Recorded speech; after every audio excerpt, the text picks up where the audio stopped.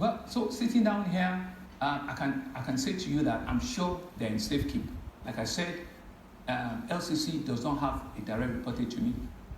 So maybe what we should now do is to be sure that those cameras are kept under lock and key and that nobody have access, to them. But I'm aware. I know that those cameras are tracker cameras, and in the event of any tampering, experts will get expert. I'm not even a camera expert, so I'm sure you are not. So we will get experts, expert in this area that will see, if they are tampered, there are things that I'm sure they will be able to see, because they would have back end reported, they will have, off-site, softwares that I'm sure will be available to be seen, and when they start, these are some of the ways in which government can indeed continue to show real transparency, real transparency. And I can assure you, that at the highest level, I will ensure that nothing is left undone. To ensure that Mr. Governor, to make a transparent process. Mr. Governor, when is the investigation going to start into the Lekki incident? When is it going to start? I just want to know that. And a lot of people, when is it going to start? Ask him.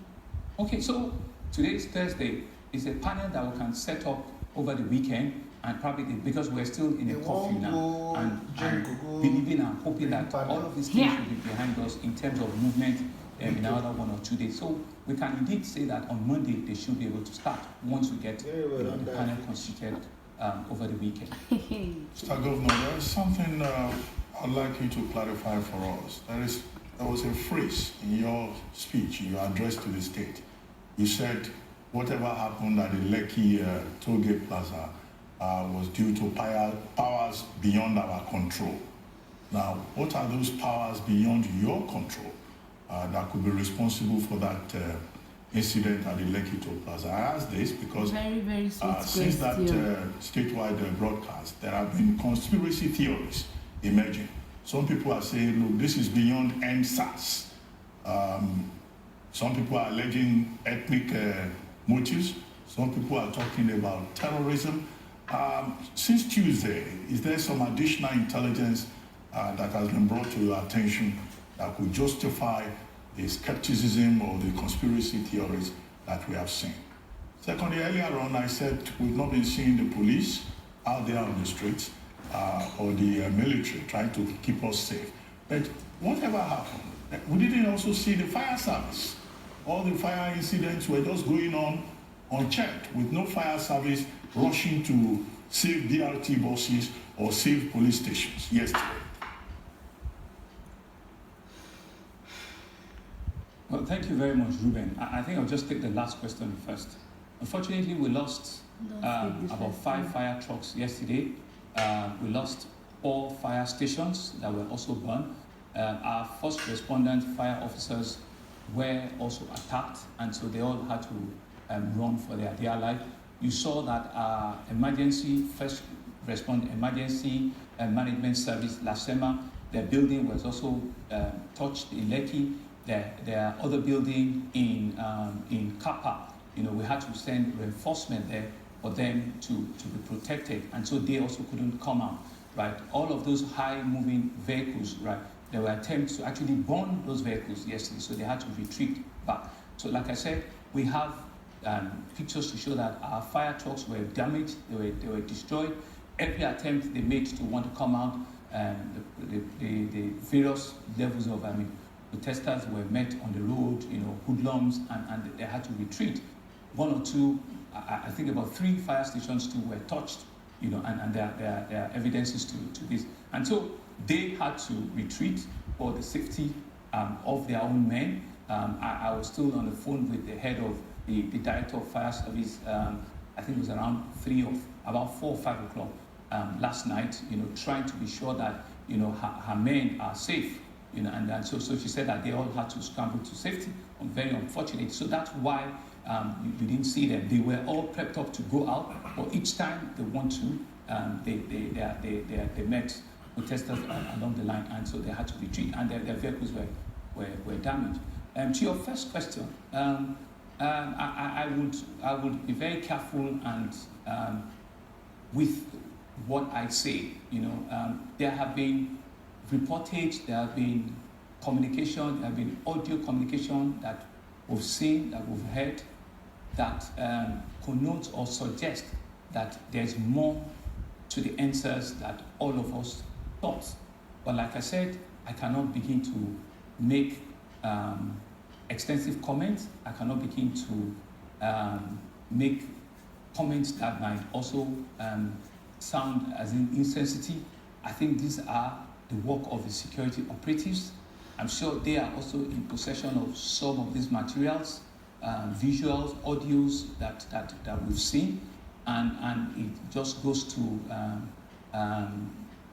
some quarters that, well, we need to investigate some of these happenings deeper than what we see, out on the street. And like I said, it's a work of the intelligence officers, security operatives, who will be able to dimension and ascertain clearly, what they make out of this. There'll be several, contraptions. There'll be several, but at my level, I cannot begin to speculate. I cannot begin to guess, if they are not being properly verified and confirmed by security operatives at the highest level. But yes, indeed, we also saw some of those things, and they've been passed on, to them. And regarding my speech, so that we don't take my speech, out of context and just use a line, so this was a speech that I coined up myself.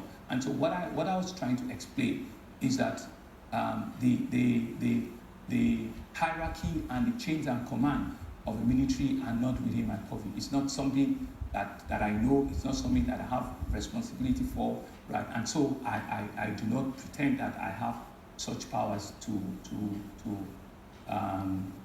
control or to activate the military. That's essentially what I was trying to explain in that particular phrase. Well, we'll be watching the panel closely, and we do hope that deliberations are made public. I think that would be necessary considering the current climate. I wanted to ask you about a theory that's also making the rounds. Do you think that there's a possibility that there's some secessionists behind the mayhem that we saw in Lagos? It's actually becoming something that we need to review. Honestly, it's very scary. It's very scary because I ask myself that, how did we get here? Was it all just about NSAS? I mean, how would we be destroying what we all worked for? We all want to have? How would somebody be destroying brand new public buses that are meant to ameliorate your suffering? How would people be destroying our heritage, the oldest courts on our land that we've preserved, that can become a monumental museum in future? How will people be destroying the highest traditional institution of our state? I mean, so these are some of the things that pondering through my mind. All on to end police brutality. Will that just be the reason? I think all of us need to just reflect a lot more on that and see that, are there other agendas that we do not know? Are there people having other means, and they're using these peaceful protests to come under the shadow and perpetrate other things? I think these are very scary, thoughts that I personally was having, and I begin to wonder that why would we have this level of public destruction? These are assets that